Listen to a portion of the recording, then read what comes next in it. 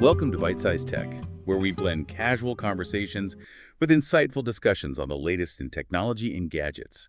Today, we're diving deep into three topics that at first glance might seem kind of separate, but trust me, they're all connected in this crazy tech world. Yeah, it's like a tech spider web. Everything's connected somehow. Exactly.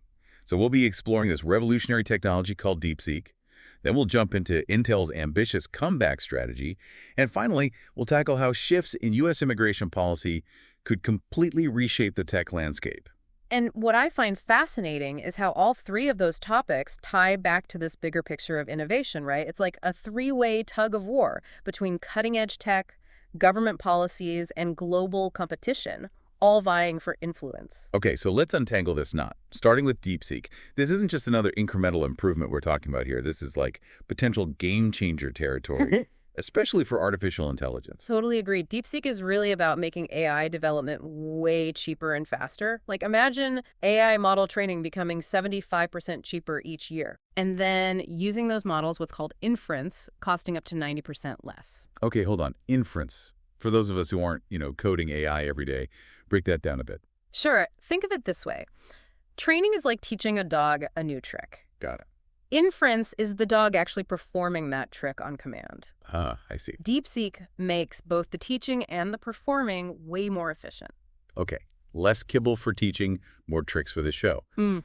But on a serious note, what does this mean for real-world applications, like self-driving cars, for instance? Yeah, well, autonomous vehicles, they rely heavily on AI to process insane amounts of data in real time. Right. With DeepSeek, the cost of actually developing and running those AI systems, it could drop dramatically. Wow. Potentially making self-driving cars more affordable, more accessible. And we're talking about a market that's worth, get this, somewhere between $8 and $10 trillion. A whole lot of potential self-driving taxis. But it's not just about cars, right? I've been hearing some buzz about DeepSeek's impact on healthcare, too. Absolutely, especially when you combine it with other groundbreaking technologies like CRISPR gene editing. Right. DeepSeek could really speed up the development of treatments and cures for diseases that, for a long time, we thought were incurable. Oh, wow. Like, imagine a future where diseases like sickle cell anemia and beta thalassemia are just a distant memory. Now, that's the kind of progress I like to hear about. Feels like DeepSeek is bringing those sci-fi movie scenarios to life. Yeah, it's definitely pushing the boundaries of what's possible. But it's not just about the tech itself. It's about access to the right kind of data. That reminds me of Elon Musk and Tesla. Yeah. They're already way ahead of the game when it comes to self-driving. Yeah. And I bet a lot of that has to do with their approach to data. Definitely. Tesla has this huge advantage because they're collecting real-world driving data from millions of their vehicles that are already out on the roads. Yeah. That's super valuable for training and refining their autonomous driving systems. It's like they're playing on a whole other level. While other companies are still kind of stuck in the lab, Tesla's AI is out there learning in the real world with every single mile driven. And it highlights a key point in this whole AI era. It's not just about having the fanciest algorithms. It's about having the right data to feed those algorithms. Data is becoming the new gold rush. So while DeepSeek is making the tools cheaper, the real treasure is the data itself. That's a pretty fascinating dynamic. But hey, it's not just Silicon Valley that's making waves in the AI world. I've been reading about how the UK is becoming a hotbed for investment in AI and robotics. What's driving that trend? Well, it seems like the UK is taking a more, I guess you could say, proactive and less restrictive approach to regulating these emerging technologies, especially compared to some parts of the EU. They're basically creating a more attractive environment for companies that are developing this cutting-edge AI and robotics. So while some regions are getting caught up in bureaucratic red tape, the UK is rolling out the red carpet for innovators. That seems to be the strategy, and investors are definitely taking notice. We're seeing this surge in investment funds that are specifically targeting AI, robotics, and, other disruptive tech in the UK. Smart move. It sounds like they're positioning themselves to be a major player in the future of tech. Okay, we've talked about DeepSeek's potential impact, Tesla's data-driven strategy, and we've touched on the UK's emergence as a tech hub. Now let's shift gears and talk about a company that's been struggling to keep up, but is determined to make a comeback. Intel. This is where the conversation takes a bit of a turn, right? Because Intel has faced some pretty serious setbacks in recent years, Yeah. but they're not giving up. They're actively working on a comeback strategy, and it's a pretty ambitious one. They've been really open about the challenges they're facing too, which is honestly refreshing. No more sugarcoating, it's time for a reality check. Exactly. Intel's leadership is acknowledging that they need to step up their game. And their main focus right now is revitalizing their manufacturing capabilities. They want to make their factories, what they call fabs, competitive again. I've even heard them using the phrase, making Intel great again, which is a pretty bold statement. It definitely shows how seriously they're taking this whole revitalization effort. They're really pinning their hopes on this new fab they're building called Etna. It's supposed to start producing new chips later this year. It sounds like a pivotal moment for them, but let's be real, the competition isn't exactly standing still. What about companies like NVIDIA and Broadcom? They've been on a roll lately. You're absolutely right. Companies like NVIDIA have been capitalizing on this boom in AI and data centers, and they're showing no signs of slowing down. Intel needs to deliver not just products that can compete, but a clear vision for the future. And that leads to the big question. What's the best path forward for Intel? Do they stick with their traditional manufacturing model, or do they explore a different approach like AMD, who have been focusing more on chip design? That's the million-dollar question. Intel's incoming CEO has some tough decisions to make. Decisions that could determine the fate of one of the most iconic tech companies in the world. Talk about high stakes. Absolutely. But before we get too deep into Intel's internal struggles, let's zoom out a little and talk about a topic with much broader implications. U.S. immigration policy and its potential impact on the tech industry as a whole. Okay, this is where things get a bit more serious, right? We're not just talking about company profits here. We're talking about people's lives and livelihoods. It's a complex issue with many layers, but a lot of the concern stems from this proposed executive order that could challenge birthright citizenship, specifically for children born in the U.S. to parents who are on H-1B visas. So if I'm understanding this correctly, this means that children born in the U.S. might not automatically be granted citizenship, even if their parents are working legally in the country. That's the potential outcome, yeah. And it raises some serious questions about the creation of stateless individuals. Imagine the impact on families, not to mention the message it sends to skilled workers who are considering coming to the U.S. to contribute their talents. It's a pretty sobering thought. And it's not just about the human cost either. There are economic implications too, right? Definitely. The U.S. tech industry relies heavily on global talent. Making it harder for skilled workers to come to the U.S. could really hinder innovation and growth. And let's not forget about the potential increase in green card backlogs, which could make it even tougher to attract and retain top talent. It's like a domino effect. One change can trigger a cascade of consequences throughout the entire tech ecosystem. Exactly. These proposed changes have sparked a lot of debate, and it's important to understand the potential consequences from all angles. You know, we've covered a lot of ground already. The potential of DeepSeek, Intel's comeback strategy, and this complex issue of U.S. immigration policy. The tech world is in constant motion, and staying informed is more crucial now than ever. I couldn't agree more. It's a time of both incredible opportunity and some very real challenges. We were talking before about the impact of these potential U.S. immigration policy changes and how they could affect the tech industry. And I think it's interesting how we so often view things in terms of competition. Yeah, that whole us versus them mentality. Like, Yeah. it's a zero-sum game. But what if we tried to look at immigration through a lens of collaboration instead? I like that. Thinking about how we can work together to make things better for everyone. Because history is full of examples of how diverse perspectives and experiences have actually led to some amazing innovations, right? Absolutely. Think about all those success stories of immigrants coming to the U.S. and building these incredible businesses. Right, creating jobs and contributing to society in such meaningful ways. Often bringing fresh perspectives and ideas that really push innovation forward. It makes you wonder what the tech landscape would look like if some of these brilliant minds hadn't been able to come here. Like, imagine if Sergey Brin, one of Google's founders, hadn't immigrated from the Soviet Union. It's hard to picture the tech world without Google's influence. Right. It's a good reminder that the tech industry thrives on the exchange of ideas and collaboration between people from all different backgrounds. It's part of what makes it so dynamic and constantly evolving. So for our listeners out there, how can they get involved in this conversation and advocate for policies that support both national interests and a thriving tech sector? Staying informed is a great place to start. Don't just skim the headlines.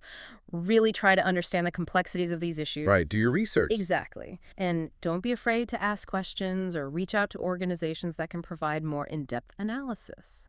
And what about contacting our elected officials? Does that actually make a difference? Absolutely. Your voice matters. Let your representatives know that you care about these issues and want to see policies that support both innovation and fairness.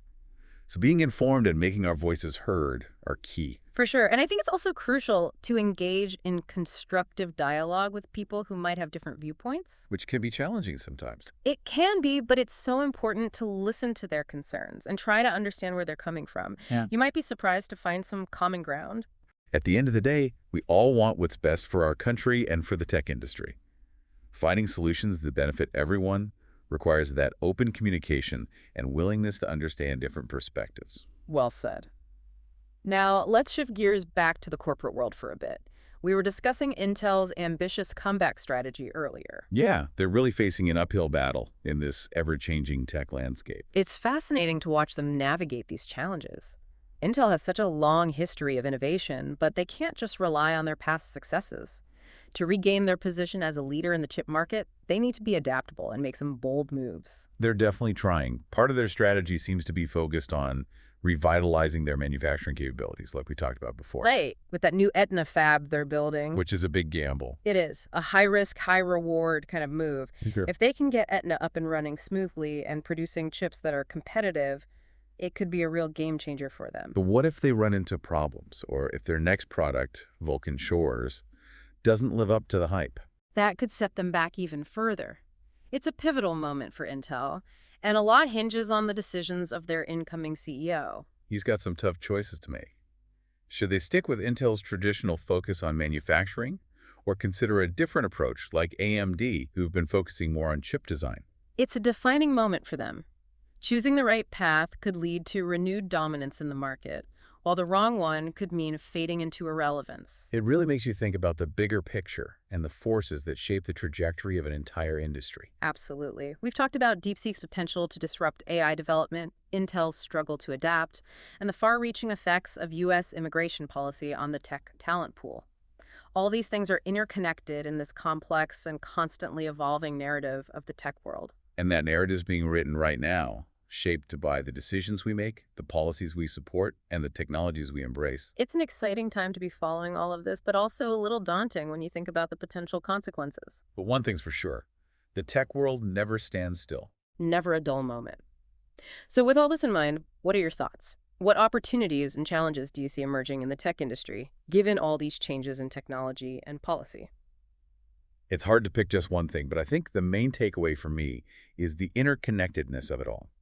DeepSeek's potential to revolutionize AI development, Intel's struggle to adapt to a changing landscape, and the impact of U.S. immigration policy on the tech talent pool. These aren't isolated events. They're all threads in a larger tapestry about the future of innovation.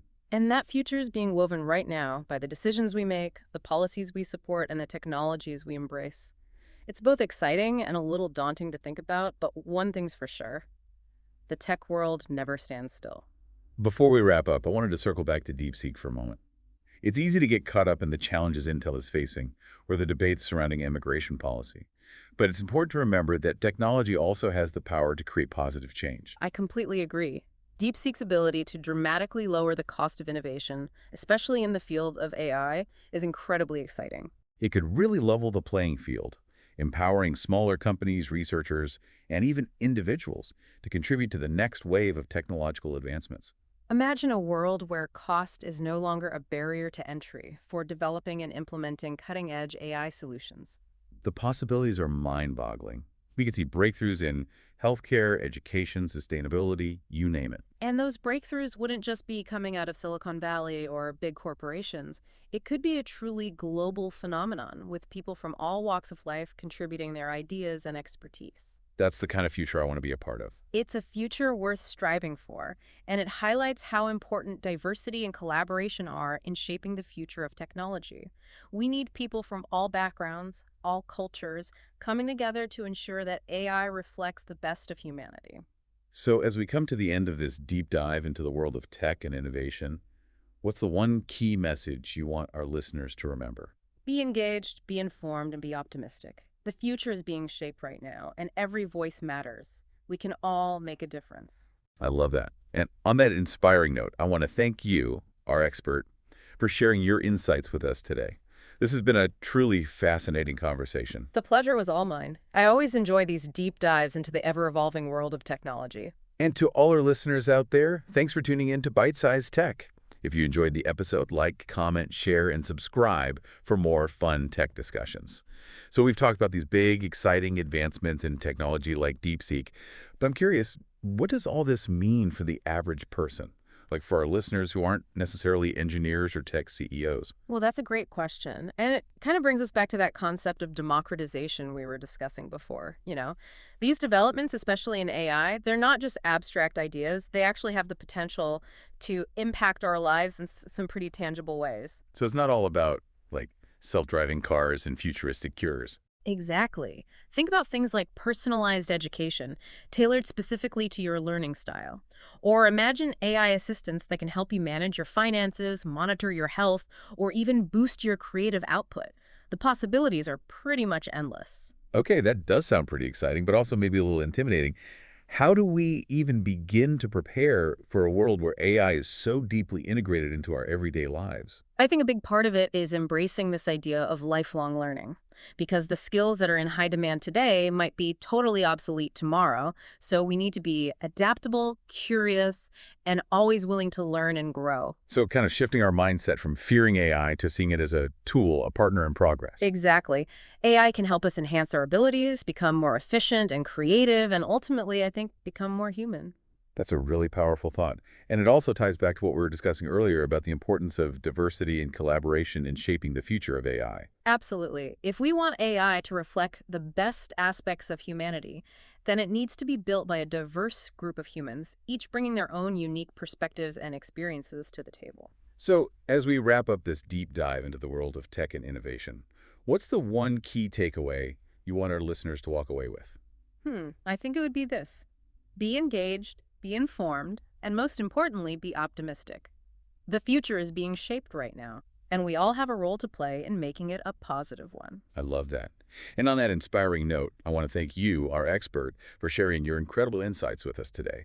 It's been a truly enlightening conversation. It's been my pleasure. I always enjoy these deep dives into the constantly evolving world of technology. And to all our listeners out there, thanks for tuning in to Byte-Sized Tech. If you enjoyed the episode, like, comment, share, and subscribe for more fun tech discussions.